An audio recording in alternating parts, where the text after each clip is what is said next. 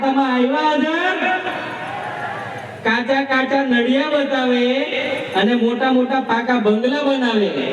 આ એક વર્ષના અંદર આટલા બધા પૈસા આવ્યા કઈથી ભાઈ? આ મંચથી પૂછવા માંગુ છું ચૈતરભાઈ વસાવાને, ચેતરવાનું બંધ કરી દો અમારા આદિવાસી પ્રજાને। વારંવાર સોશિયલ મીડિયાના માધ્યમથી કાચા નડિયાના ઘરો બતાવે, પોતાને ગરીબ કહે અને પોતે ભોગજના અંદર ખાડી કિનારે જલ મહેલ બનાવ્યો છે ભાઈ। કેટલાનો છે ખબર છે બધાને? 3 કરોડ રૂપિયાનો જલ મહેલ બનાવ્યો છે ભાઈ। એટલું જ નહીં, 50 લાખની ગાડી લઈને ફરે, 20,000 નો સૂટ પહેરે, 10,000 ના બૂટ પહેરે અને આપણે બધાને છેતરવા નીકળી દેવું કે એવું ગરીબ છે। મને એ ખરું ભાઈ આપણાથી? એ જૂઠા એને 3,000 આપ્યા, 1,000 આપ્યા, વીજળી મફત આપી, પણ ફરી વખત આવ્યો છે આપણા બધાની વચ્ચે લોકસભાના ઉમેદવાર તરીકે અને લઈને હું આવ્યો પાછો હાથમાં ઝાડુ। આ આદિવાસી ભાઈઓ છે, આપણા બધાના હાથમાં ભાલા શોભે, તીર કામટા શોભે, આ ઠગ આપણને ઝાડુ આપે છે। લેવાય?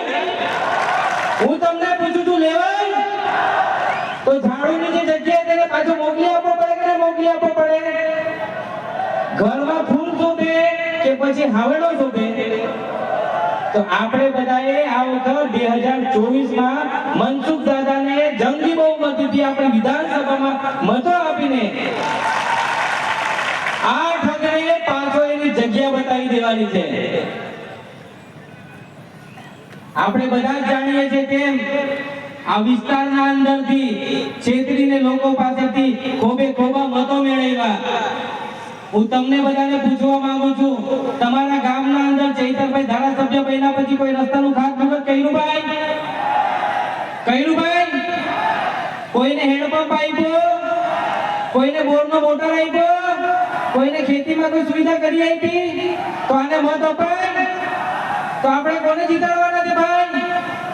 તો બધા એક હાથે બોલો, એક જ ચાલે,